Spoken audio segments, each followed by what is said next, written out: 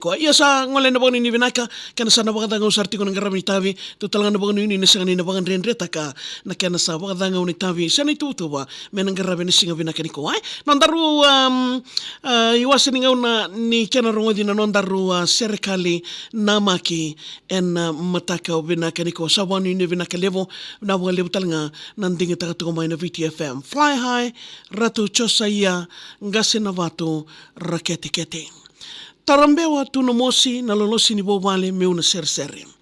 Menda ia tiko ngana waka vinu vinaka wana tamanda sa dedere. Ni waka wale tunga na sauri wani mata o mati e na nona waka lele e na wutu seni kaungo mo rest in peace ratu chosa ianga sina watu rakete kete. Kina nomo ni indela ni avu na mbilimbilingo mena ta koso. Waturanga saka kiwuni sa levo na turanga na tuinodo. Kon nratambo ni nomo wawale o na kuruai e na kena koro e na sana leo rewa mi wosoti ni udawuta o sombo. Kina koro o levo kei na linga ni veirongo mi userekayani. Au ura sagatu ni na manusa na marama na tui ravitaki. Nomo linga, nomo langa, sambala e na veitumberi kina nomo mbula langi ni dhori wakitu na kena salo e na manu nduitangi. Muroro tu na wā ni mangi na ikatini kaona ni singa. E na bula inunga levo dua diwa ono walo ko sa tando mai kena. Ko itini tu e na loma ni wawale ko waka sulumi tu e na elondina. Wawale na lotu ke na vanua e na kena dhere kedenga kondau diwa. Sombo iratu ke na loma ni wale na tomba e rui malumu. Ni raungasi wiko o ratu chokini ke ratu Iliasa Rokumbo. Isa nangani mo indombao o romiri e tangi aso rui waka tumbululuwo ni randau songo tunga na biwikani e na vukumu. Kina mbutu rara wakawuli ko senga sara ni wakatawara. Ko teitei wuli nga e wale ka toso tunga na sasanga. Carltonbury na kambani me se wuta na nomu dakanaka te ke bumbudini e kiri na sori ni kao ni veitatanra. Na muanga ni dondomo me kasa ni muria na kena kambasi. Ki na korotumbura e nambukanra me wura ono mundalomani. Wana ngoni turanga na ngoni sao ni wasota ni sa dhavuta sakayani. Olongi tu e nararawa o ke lera reliko na watimo ka nomusui ni sarisari.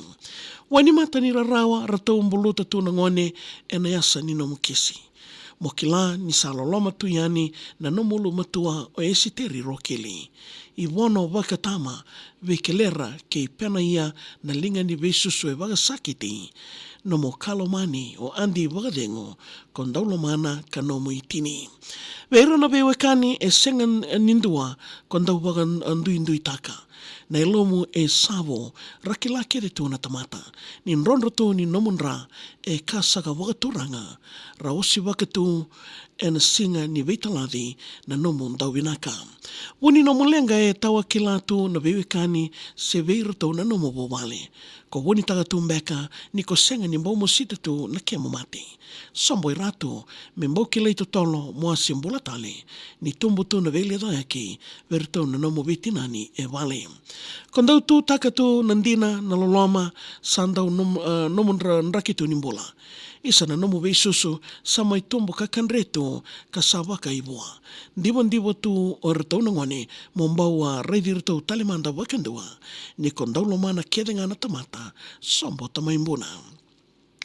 Rausota tu na tamata na nomu songo ni veitaladi. Maina ya sana rua verau na nomu ngase ke na wanua ni nomu wakawati.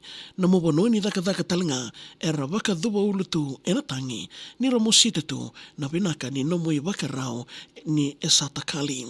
Nuingawangawa na eluma sambera e na rarawa ni lolosiongo. Ni sa suka tu na yango e na soso kina soso na mbula marao mengai nomu wana nonda inronro ninda leisota tale e na mataka wau o ia matai karisto. Meu tinia tu na dhori wake ni salo ni rarawango meu sawaga leleda. Sawaga mode tu yani veki mundo na wawale ke na weka. Mendangai leisota layani ki na wuni nga sauleka esnda kuna e na madhukoro ngo isa fly high tungesa Yavi kemni na ndo bote tiku mai na singa vinaka nindai na nondaru serikali mai dingo miroti ko na mataka vinaka ni kuwa na kena bolang est na kona e na nondaru iwasan nga ni bakatawa na VTFM. Wala na naman serikali.